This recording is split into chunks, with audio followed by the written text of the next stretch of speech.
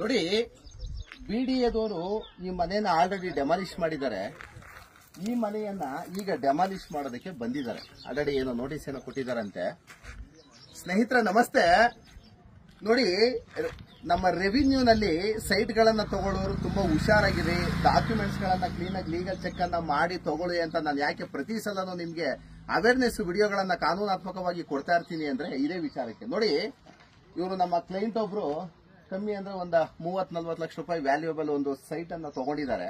ಈ ಸೈಟ್ ಮೇಲೆ Can Fin home loans ಅವರು ಲೋನ್ ಅನ್ನು ಪ್ರೊವೈಡ್ ಮಾಡಿದ್ದಾರೆ. 30 ಲಕ್ಷ ಲೋನ್ ಅನ್ನು ಕೊಟ್ಟಿದ್ದಾರೆ. ಆ ಲೋನ್ ಮೇಲೆ ಮನೆಯನ್ನ ಕಟ್ಕೊಂಡ್ರು. ಪಾಪ ಕೂಲಿ ಕೆಲಸ ಮಾಡೋರು ಅಂತವ್ರು ಬಡ ಬಗ್ರು ನಮ್ಮ ಬೆಂಗಳೂರಲ್ಲಿ ಏನಾರು ಮಾಡಿ ಕಷ್ಟ ಸುಖನೋ ನಮ್ಮ ಬೆವರನ್ನ ಹರಿಸಿ ಒಂದು ಮನೆಯನ್ನ ಕಟ್ಕೋಬೇಕು ಅಂತ ಆಸೆ ಒಂದಿಗೆ ಏನ್ ಮಾಡ್ತಾರೆ, ಕಷ್ಟ ಬಿದ್ದು ಒಂದು ಸೈಟ್ ಅನ್ನ ತಗೊಂಡ್ರು, ಲೋನ್ ಹಾಕ್ಸೋರು, ಬೆವರು ಸೂಸ್ ಒಂದು ಮನೆಯನ್ನು ಕಟ್ಟಿಸಿದ್ರು. ಈಗ 30 ಲಕ್ಷ ಸೈಟು, 30 ಲಕ್ಷ ಮನೆ, ಒಂದಷ್ಟು ಖರ್ಚುಗಳಾಗಿರುತ್ತೆ. 1 ಕೋಟಿ ಅಂತ ತಿಳ್ಕೊಳ್ಳಿ. ಬಡಬಗ್ರು ಮಧ್ಯಮ ವರ್ಗದ ಕುಟುಂಬಸ್ಥರು ಒಂದು ಮನೆಯನ್ನ, ಒಂದು ಜೀವನಕ್ಕೋಸ್ಕರ ಒಂದು ಮನೆಯನ್ನ ಕಟ್ಕೊಳ್ಳೋಣ ಅಂತ ಆಸೆಯನ್ನ ಮನೆಯನ್ನ ಕಟ್ಕೊಳ್ಳುವಂತ ಸಂದರ್ಭದಲ್ಲಿ ಈ ಬಿಡಿಎದವರು ಬಂದು ಇಲ್ಲಿಗಲ್ ಅಕ್ವಿಸೇಷನ್ ಅಂತ ಹೊಡೆದಾಕಕ್ಕೆ ಬಂದ್ಬಿಡ್ತಾರೆ. ಆ ನಮ್ಮ ಪಕ್ಕದ ಮನೆ ಕ್ಲೈಂಟ್ ಕೇಳ್ತಾ ಇದ್ದೀನಿ, ನಿಮಗೆ ಕೋರ್ಟ್ ಇಂದ ಏನಾದ್ರು ಡೆಮಾಲಿಷನ್ ಆರ್ಡರ್ ಆಗಿದೆಯಾ ಕೊಡ್ರಿ ಅಂದ್ರೆ, ಕೋರ್ಟ್ ಇಂದ ನಮ್ಗೇನೂ ಕೊಟ್ಟಿಲ್ಲ ಸರ್. ಈಗ ಸಮಸ್ಯೆ ಏನು ಅಂದ್ರೆ, ಇದು 2010-11ನೇ ಸಾಲಲ್ಲಿ ಕೆಂಪೇಗೌಡ ಲೇಔಟ್ಗೆ ಅಂದ್ರೆ ಬಿಡಿಎ ಕೆಂಪೇಗೌಡ ಲೇಔಟ್ಗೆ ಈ ಒಂದು ಸರ್ವೆ ನಂಬರ್ ಅಕ್ವಿಸೇಷನ್ ಆಗಿದೆಯಂತೆ. ಓಕೆ, ಆಯ್ತು. 2010-11ರಲ್ಲಿ ನೀವು ಅಕ್ವಿಸೇಷನ್, ಈ ಭೂಮಿಯನ್ನು ಅಕ್ವಿಸೇಷನ್ ಮಾಡ್ಕೊಂಡ ಮೇಲೆ ಈ ಪ್ರಾಪರ್ಟಿ ಬಿಡಿಎಗೆ ಸೇರಿದ್ದು. ಬಿಡಿಎ ಸ್ವತ್ತು ಇದು ಯಾರ್ದು ಎಂಟ್ರ್ ಮಾಡಂಗಿಲ್ಲ, ಯಾರು ಸ್ವತ್ತು ತಗೊಳಂಗಿಲ್ಲ, ಮಾರಾಟ ಮಾಡಬಾರ್ದು. ಇದು ಬಿಡಿಎಗೆ ಸಂಬಂಧಿಸಿದ ಸ್ವತ್ತು ಅಂತ ಬೋರ್ಡ್ ಹಾಕೋದಕ್ಕೆ, ಅಥವಾ ಒಂದು ಕಲ್ಕೂಚಗಳು ಹಾಕೋದಕ್ಕೆ, ಅಥವಾ ಸಾರ್ವಜನಿಕರಿಗೆ ಮಾಹಿತಿ ಕೊಡೋದಕ್ಕೆ ನಿಮ್ಮ ಬಿಡಿಎ ಅಧಿಕಾರಿಗಳಿಗೆ ಏನಾರು ಇದಿತ್ತ? ಆ ಬಿಡಿಎ ಅಧಿಕಾರಿಗಳು ನಿಮ್ಗೆ ಕಮಿಷನರ್ಗಳಿಗೆ ಆ AC ರೂಮಲ್ಲಿ ಕೂತ್ಕೊಂಡು ಲಂಚ ಎಷ್ಟು ಬರುತ್ತೆ, ಕಮಿಷನ್ ಎಷ್ಟು ಬರುತ್ತೆ, ನಾನು ಎಲ್ಲಿ ಸೈಟ್ ತಗೋಬೇಕು 60-40 ಕಾರ್ನರ್ ಸೈಟ್ಗಳನ್ನ ಹೆಂಗ್ ಮಾರಾಟ ಮಾಡ್ಕೋಬೇಕು ಅಂತ ಸಾಯ್ತಾ ಇರ್ತಿರಲ್ಲ. ಕಮಿಷನ್ಗೆ ಕಮಿಷನ್ ಬೇಕು, ಮತ್ತೊಂದು ಮಗದೊಂದು ಅಂತಾನೆ ಬಿಡಿ ಇನ್ಸ್ಪೆಕ್ಟರ್ ಆಗಿರ್ಬೋದು, ಕಮಿಷನರ್ ಆಗಿರ್ಬೋದು, DC ಆಗ್ಬೋದು, ಸಾಯ್ತಾ ಇರ್ತೀರ ಕಮಿಷನ್ಗಳಿಗೆ. ನಿಮ್ಮ ಹೆಸರಲ್ಲಿ ಕೋಟಿ ಸಾವಿರಾರು ಕೋಟಿ ಹಗರಣಗಳು, ಲೂಟಿಗಳು ದಿನ ಬೆಳಗ್ಗೆ ಟ್ರಾನ್ಸ್ಫರ್ ಸಸ್ಪೆಂಡ್ ಆಗ್ತೀರಾ.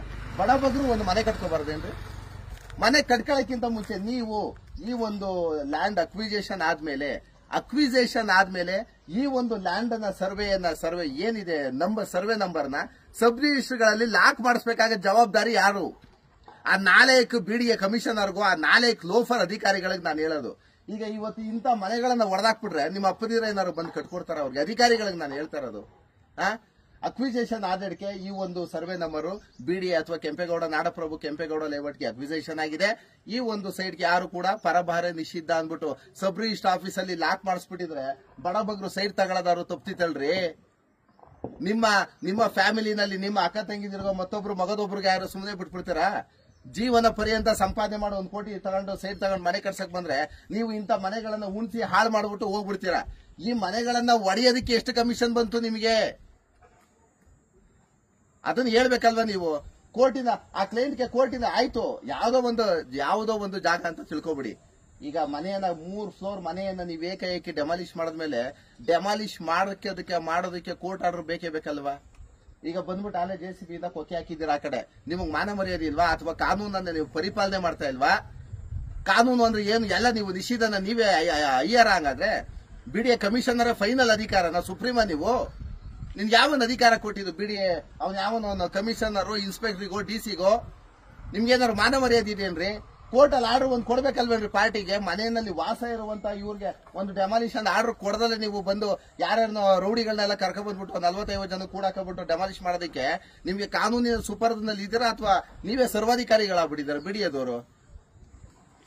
ಆಮೇಲೆ ದಯಮಾಡಿ ನಾನು ಸಾರ್ವಜನಿಕರಿಗೆ ಹೇಳುವಂತದ್ದು, ಇದು ಬಿಡಿಎದವ್ರಿಗೆ ಏನ್ ತಪ್ಪುಗಳನ್ನ ಮಾಡ್ತಾರೆ ಅಂದ್ರೆ, ನೋಡಿ ನಮ್ಮಲ್ಲಿ ಆ ಪೆರಿಫೆರಲ್ ರಿಂಗ್ ರೋಡ್ ಹೋಗಿದ್ಯಲ್ಲ, ಅಲ್ಲೂ ಸಹ ಸುಮಾರು 40-50 ಸಾವಿರ ಜನ ಏನ್ ಮಾಡಿದ್ದಾರೆ, ಲೇಔಟ್ಗಳಲ್ಲಿ ತಗೋಬಿಟ್ಟಿದ್ದಾರೆ.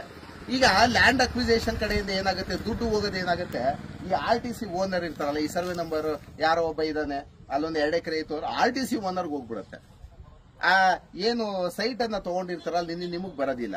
ಈಗೆಲ್ಲ 40-50 ಸಾವಿರ ಪೆರಿಫೆರಲ್ ರಿಂಗ್ ರೋಡ್ಗೆ ಅಟ್ಯಾಚ್ಮೆಂಟ್ ಆಗಿರುವಂತ ಎಲ್ಲಾ ರೆವಿನ್ಯೂ ಸೈಟ್ಗಳದ್ದು ಇದೇ ಬಾಳ ಆಗಿರುವಂತದ್ದು. ಹಂಗಾಗಿ ನೀವು ಸೈಟ್ಗಳನ್ನ ತಗೊಳ್ಳುವಾಗ ತುಂಬಾ ಹುಷಾರಿರಿ. ಆಮೇಲೆ ಬಿಡಿಯದವರು ನಿಮಗೆ ನಾನು ಹೇಳ್ತಿರುವಂತದ್ದು, ನೀವು ಯಾವುದೋ ಒಂದು ಅಕ್ವಿಸೇಷನ್, ಈಗ ಲ್ಯಾಂಡ್ ಅಕ್ವಿಸೇಷನ್ ಆದ ಕೂಡಲೇ ನೀವ್ ಏನ್ ಮಾಡ್ಬೇಕಾಗತ್ತೆ ಅಂದ್ರೆ ನಿಮ್ಮ ಹೆಸರಿಗೆ ನಿಮ್ಮ ಖಾತೆ ಇರಬೇಕಲ್ವಾ. ಬಿಡಿಎದವರು ನಿಮ್ಮ ಹೆಸರಿಗೆ ಖಾತೆಯನ್ನು ವರ್ಗಾವಣೆ ಮಾಡ್ಕೊಂಡಿದ್ರೆ ಈ ಸಮಸ್ಯೆ ಯಾಕೆ ಬರ್ತಿತ್ತು? ಈಗ ಪ್ರೆಸೆಂಟ್ ಇವಾಗೂ ಸಹ RTC ಇವ್ರ ಹೆಸರು ಲ್ಯಾಂಡ್ ಲಾರ್ಡ್ಸ್ ಹೆಸರಲ್ಲಿ ಓಡ್ತಾ ಇದೆ. ಅವರು ಖಾತೆ ಕಂದಾಯ ಕರೆಕ್ಟ್ ಆಗಿರುತ್ತೆ, ಸೀದಾ ರಿಜಿಸ್ಟರ್ ಮಾಡ್ಕೊಡ್ತಾರೆ, ತಗೋಬಿಡ್ತಾರೆ ರೆವಿನ್ಯೂ ಅಂತ. ಜನ ಮಧ್ಯಮ ವರ್ಗದವರು ಕಾನೂನು ಗೊತ್ತಿರೋದಿಲ್ಲ ಅವ್ರಿಗೆ. ಕಾನೂನನ್ನ ಪರಿಪಾಲನೆ ಮಾಡ್ಬೇಕಾಗಿರೋದು ಯಾರು? ನೀವು 2010 ಒಂದು ನೋಟಿಸ್ ಬೋರ್ಡ್ ಅನ್ನು ಹಾಕಿದ್ರೆ ಯಾರು ತಗೋತಿರ್ಲಿಲ್ಲ, ಯಾರ ಮನೇನೂ ಹಾಳಾಗ್ತಿರ್ಲಿಲ್ಲ. ನಿಮ್ ಮನೆಗಳು ಮಾತ್ರ ಈ ಕಾರ್ನರ್ ಸೈಡ್ ನಾಳೆ ಸೇಲ್ಗಿಟ್ಟವ್ರಂತೆ, ಯಾರಪ್ಪನ ಮನೆದು ಅಂತ ಸೇಲ್ಗಿಟ್ಬಿಡ್ತೀರಾ?